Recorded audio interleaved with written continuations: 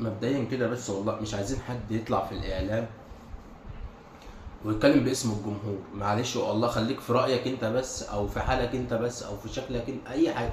يعني قول رايك انت المتواضع، صح او غلط.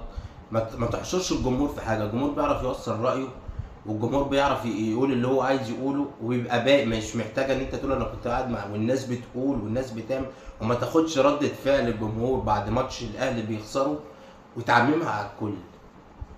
معلش اصل الناس كلها في الاعلام راي الجمهور، اراء الجمهور، ردة فعل الجمهور، اللي الجمهور عايزه. قالوا الجمهور، قالوا كله سمعوا اصلا في المدرجات اصلا للعيب في وقت الماتش، في وقت الخساره.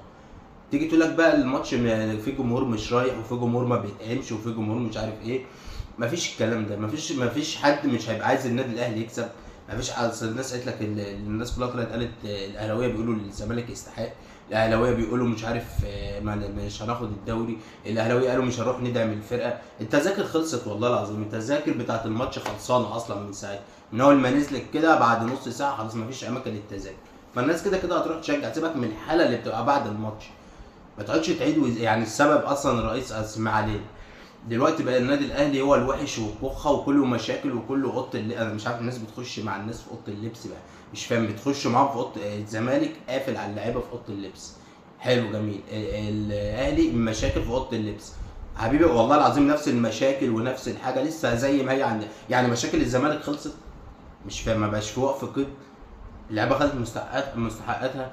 ما بقى يعني ايه؟ مش فاهم. يعني هيجيبوا مدرب اجنبي؟ لا ده ما يعتمد بكام.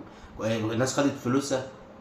ماشي. يعني الارض اتحل، يعني المشاكل اتحلت؟ ما اتحلتش. هو اصلا الزمالك بيكسب، الاهلي بيخسر. فدي المشاكل. مش حكايه بقى ده اوضه اللبس يعني لو احنا في نفس الوضع ده والاهلي كسب، ما هو اتسالت على طول المذيع والله قال له لو الزمالك، لو الاهلي كسب بيراميدز كنت هتقول نفس الكلام؟ قال له لا طبعا مش هقول نفس الكلام، لان المكسب بيداري، المكسب بيخبي اي حاجه. يعني لو احنا كنا بنكسب ولا كنا، طب ما احنا كنا بنقول الكلام ده من سنتين ثلاثه اصلا، من اخر فتره، من اخر سنه الكولر في مشاكل اداريه وفي بس احنا كنا بنكسب، كان كل ده بيتدار.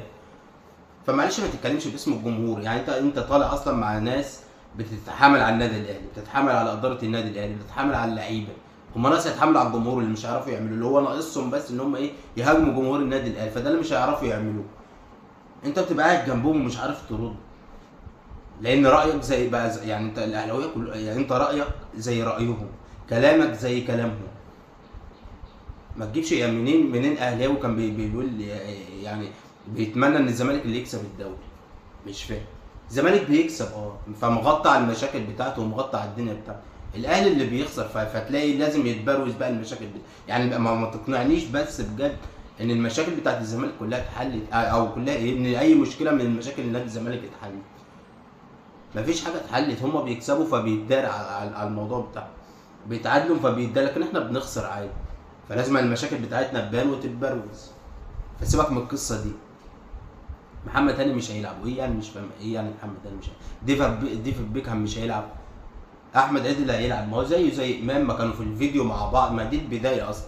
الناس بقى تمسك، لا ما هي دي البدايه. امام عاشور كان مع احمد عيد في نفس الفيديو اللي كان بيشتموا فيه صالح سليم والنادي الاهلي وجماهير طب ليه كنا جبناه اصلا؟ هنرجع في القصه. طب زيزو، احنا اللي نفخنا زيزو، امال ايه؟ امال كان عندكم كنتوا عاملين فيه ايه؟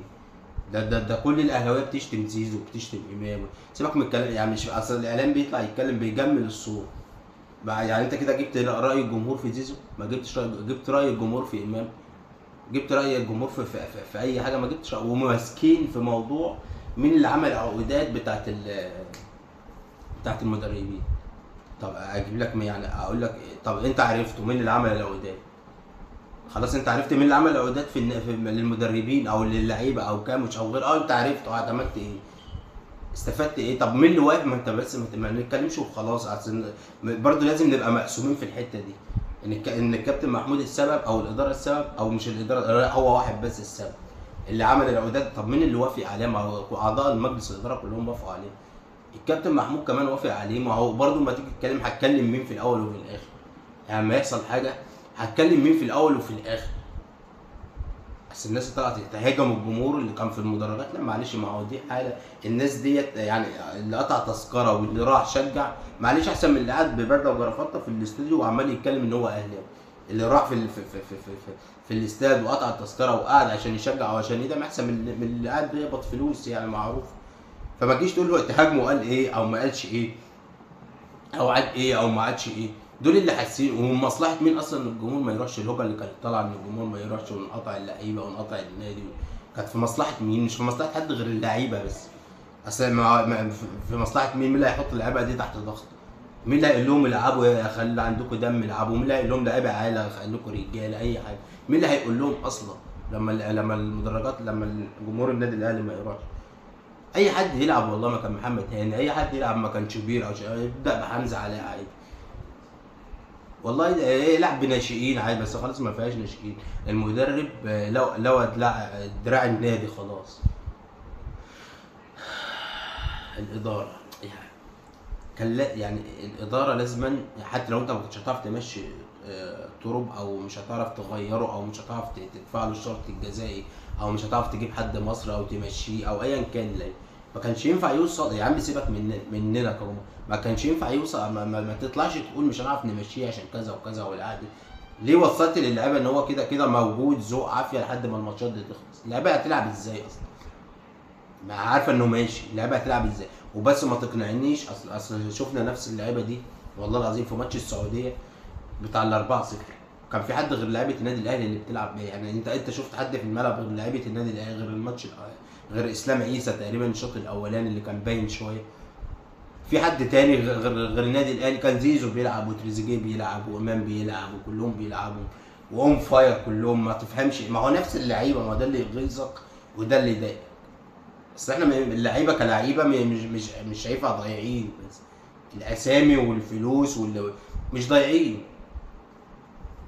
ربنا يكرمنا ما فيهاش حل تاني غير ان احنا نكسب. تعادل او خساره خلاص شكرا. خلاص الموسم خلص بحلو وبوحش. خلص ورا النادي طبعا في اي حاجه، وهنشجع النادي. مش محتاجين حد في الاعلام يطلع يقول لك راي الجمهور او اللي الجمهور عايزه او الجمهور. كل واحد عارف بيقول ايه، وفي المدرجات بتبان وكل واحد بينزل بوست بتبان. ده الناس كانت بتحلم بالكوابيس بعد الماتش وقبل الماتش. يعني تشوف البوستات الناس قبل الماتش كان بيحلموا بالكوابيس. بنحبهم في النادي، والناس بعد الماتش كلهم طالعين زعلانين. وبعد ساعه او اتنين بعد ما يجوا نفس الناس اللي كانوا زعلانين نزلوا بوستات تانيه ورا النادي ودعم النادي وحب النادي وكل حاجه النادي.